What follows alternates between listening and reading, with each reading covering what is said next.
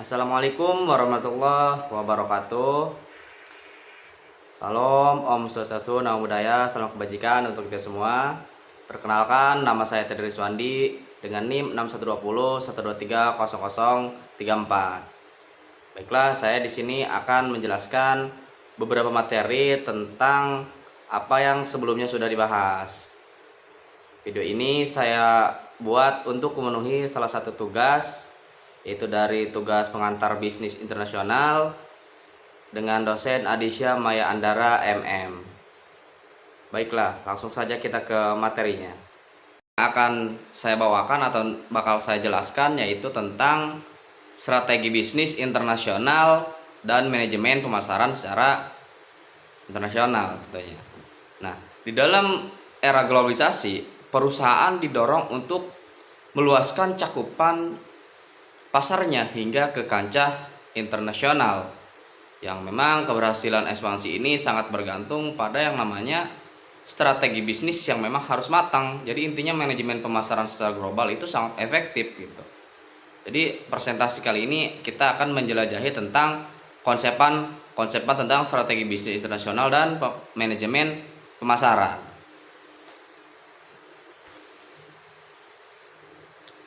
Untuk yang pertama yaitu poin A, strategi bisnis internasional.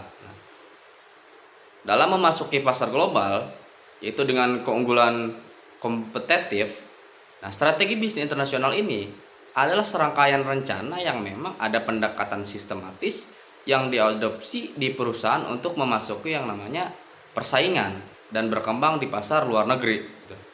Tujuannya ya untuk mencapai yang namanya mempertahankan keunggulan daripada kompetitif di kancah global. Untuk yang pertama itu pemilihan potensi pasar, tujuannya untuk identifikasi negara yang memang menjanjikan. Cara masuk pasar, ekspor, lisensi atau ZV ataupun investasi secara langsung. Selanjutnya penyesuaian lokal, produk dan pemasaran sesuai dengan budaya dan regulasi tertentu. Selanjutnya itu pengelolaan risiko. Nilai tukar, politik dan hukum global gitu. Selanjutnya itu untuk efisiensi global, yaitu diferensiasi untuk daya saing di ranah internasional. Kita akan mencari studi kasusnya, yaitu tentang studi kasus Kopiko itu, salah satu produk dari PT Mayora Tbk. Kopiko ini kisah sukses itu awalnya kan dari Indonesia gitu, yang mana PT Mayora Tbk ini dengan produk andalannya yaitu Kopiko telah menunjukkan bagaimana strategi bisnis internasional yang memang efektif dapat membawa merek lokal menembus lebih dari 80 negara di seluruh dunia. Keberhasilan ini tidak hanya memperluas pasar, tetapi juga menjadikan Kopiko ini ataupun produk Kopiko ini sebagai simbol kebanggaan di mata global gitu. Jadi ada kebanggaan tersendiri kan gitu di Indonesia gitu kan, karena memang si produk lokal, produk asli Indonesia ini masuk ke rancah luar daripada negara itu sendiri. Jadi bukan di daerah lagi intinya, jadi lebih ke disebarluaskan gitu. Adapun konsep ekspansi bisnisnya itu ekspansi bisnis yang melibatkan upaya perubahan ataupun upaya perusahaan untuk memperluas jangkauan pasar, meningkatkan yang namanya kapasitas produksi dan juga memperbesar pangsa pasar dalam konteks internasional. Ini berarti memasuki pasar lintas negara dengan strategi yang memang disesuaikan. Pertama yaitu ekspansi pasar, ekspansi bisnis, ekspansi usaha, serta ekspansi kredit. Strategi bisnis internasional Kopiko ini tidak lepas dari yang namanya adaptasi dan inovasi gitu. Kopiko ini mengimplementasikan strategi bisnis internasional yang kuat yang berlandaskan prinsip adaptasi, inovasi dan kolaborasi. Pendekatan ini memastikan produknya ini resonan dengan referensi lokal di berbagai negara sembari menjaga kualitas secara konsisten. Jadi adaptasi produk penerasa yaitu menyesuaikan dengan selera konsumen setempat. kemitraan distributor, jalin kerjasama dengan strategis di tiap berbagai negara yang menjadi target utama gitu. Terus inovasi berkelanjutan. Nah ini inovasi berkelanjutan ini terus berinovasi untuk memenuhi tuntutan pasar gitu. Selanjutnya yaitu kualitas produk konsisten, mempertahankan standar kualitas tinggi secara global. Adapun model STV Kopiko ataupun menjangkau hati pecinta kopi. Nah, dalam strategi pemasarannya, Kopiko ini secara cerdas menerapkan yang namanya model segmenting, targeting, position STV untuk menembus pasar. Nah, di sini yang pertama kan segmenting ya, yaitu menentukan negara mana nih ataupun segmen mana dengan permintaan kopi tinggi, namun pasokan ini terbatas. Ini juga termasuk salah satunya mungkin di Asia, Eropa, Amerika dan memiliki budaya minum kopi yang memang sangat kuat gitu. Selanjutnya itu targeting. Nah, targetingnya ini menyasar kalangan dewasa pecinta kopi di seluruh dunia, khususnya dari mulai profesional muda hingga mahasiswa-mahasiswa yang mencari solusi praktis untuk menikmati cita rasa kopi kapan aja dan di mana aja gitu. Jadi simpel gitu tuh kan. Apalagi modelan kopi ini kan kecil kan, jadi gampang dibawa. Selanjutnya yaitu positioning ataupun menempatkan Kopiko sebagai permen kopi berkualitas dengan rasa yang memang autentik Indonesia gitu, yaitu menekankan keunikan dan asal muasal produk ini gitu tuh. Selanjutnya yaitu sosial media marketing strategis gitu. Di sini strategi pemasaran global Kopiko itu mengoptimalkan media digital, kampanye kreatif dan budaya populer untuk membangun brand awareness internasional. Strategi ini mencakup bauran promosi modern dan kemitraan lokal yang memang kuat.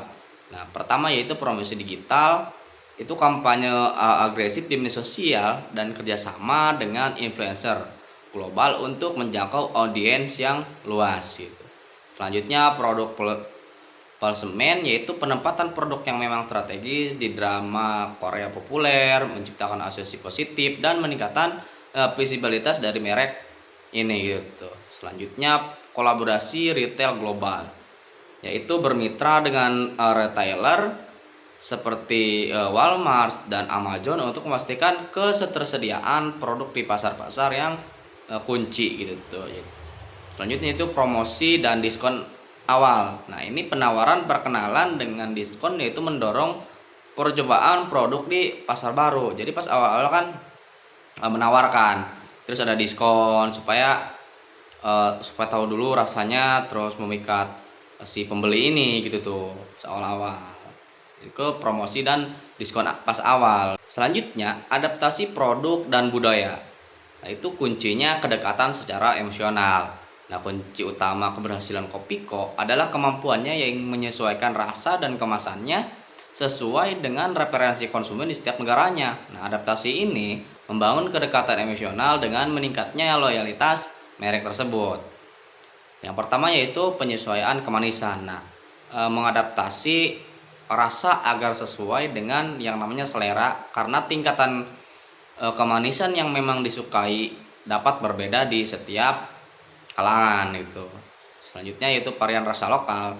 Nah, pengembangan rasa lokal baru ini yang memang khas daerah seperti rasa kopi gula aren atau kopi susu yang memang populer di pasar tertentu.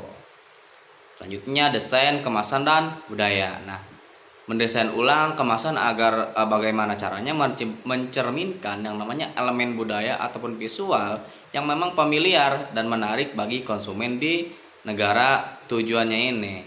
Misal anggaplah tujuan awal di negara A. Nah, ini si desainnya ini menyesuaikan dengan daerah tersebut gitu. Nah, adapun untuk distribusi logistik dan kepatuhan regulasi, itu jaringan distribusi lokal yang memang luas, membangun kemitraan dengan distributor yang memiliki jangkauan yang luas. Efisiensi logistik global memastikan rantaian pasokan yang memang efisien untuk pengiriman produk secara tepat. Selanjutnya yaitu kepatuhan regulasi memenuhi standar ekspor, regulasi mutu internasional di setiap pasar. Selanjutnya kita akan membahas poin yang kedua yaitu manajemen pemasaran dalam bisnis internasional. Nah, apa sih aspek penting dalam pemasaran global?